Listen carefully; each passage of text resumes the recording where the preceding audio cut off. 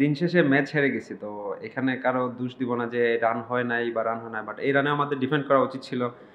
দেখেন আমাদের একটা বড় লস হয়ে গেছে যে আলিসটা খেলতে পারে নাই। তো আলিসটা খেললে হয়তো সিনারিটা অন্যরকম হতো।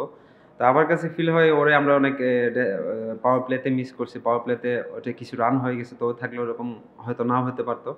তো আমি এটা বিশ্বাস করি না যে রান কম হয়ে গেছে, রান বেশি হয়ে গেছে। আমার কাছে মনে হচ্ছে রান এনাফ ছিল বোর্ডে। আমরা হয়তো ডেলিভার করতে পারিনি। ম্যাচের মধ্যেই ছিলাম আমরা সবসময়। আমরা অন অ্যান্ড অফ ছিল। ওদের কাছে একবার যাচ্ছিল, আমাদের কাছে আসছিল। যখন আমরা উইকেট নিছি, এক ওভারে শরীফুল ২ টা উইকেট নেয়।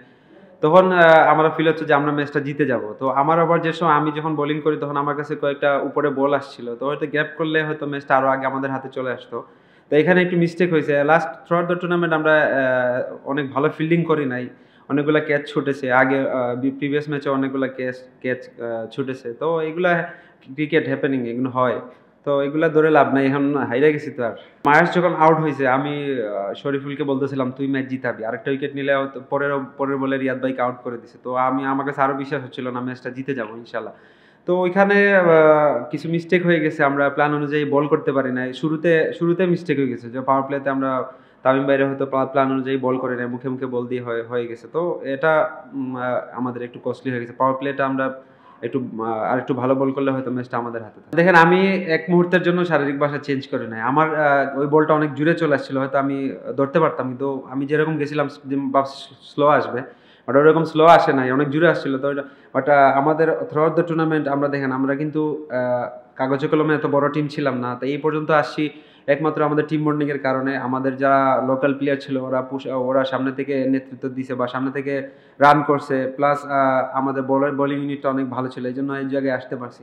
তো আমি বলবো না যে আমাদের কখনোই আমাদের মাঠে বডি ল্যাঙ্গুয়েজ এলোমেলো ছিল না। কারণ ভাই আগে কোয়েশ্চেন করছিল, আমি বলছিলাম ১০-১৫ বেশি হতে পারতো, বাট ওনারা ভালো বল করছে।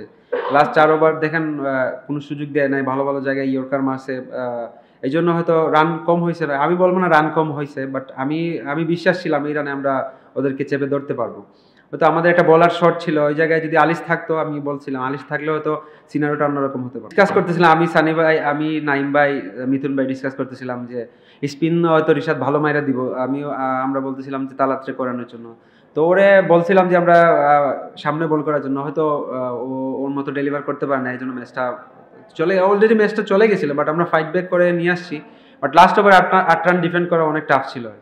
স্যাটিসফাইড এটা বলবো না, যদি চ্যাম্পিয়ন হতে পারতাম স্যাটিসফাইড হতাম। তো আমার চেষ্টা ছিল যে নিজেকে কিভাবে একটা বিপিএল এ মেলে ধরা যায়। এখানে আমাকে কোচ হেল্প করছে, সন্টেট ছিল এখানে, ওনারা হেল্প করছে।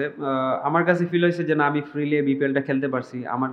আমি যখন যা চাইছি ক্যাপ্টেন আমাকে হেল্প করছে। তো আমার কাছে ফিল হয়েছে যে না, এই বিপিএলটা আমার one of the best BPL. হ্যাঁ দেখেন ড্রেসিং রুমে সবাই, কোচ বলেন, আমরা টিম ম্যানেজমেন্ট, প্লেয়ার সবাই বলতেছে আমরা এই পর্যন্ত আসছি, আমাদের গর্ব করা উচিত। তো আমি পার্সোনালি ফিল করি যে এক নম্বর সবসময় মানুষ মনে রাখে, রানার্স আপ কে হয়েছে এই সময় মনে রাখে না। তো আমি পার্সোনালি এটা আমার কাছে খারাপই লাগতেছে যে আমি চ্যাম্পিয়ন হতে পারতাম। এত রান ছিল বোর্ডে, হয়তো আমরা আরেকটু ভালোভাবে যদি চেপে ধরতে পারতাম তাহলে জিততে পারতাম আর কি।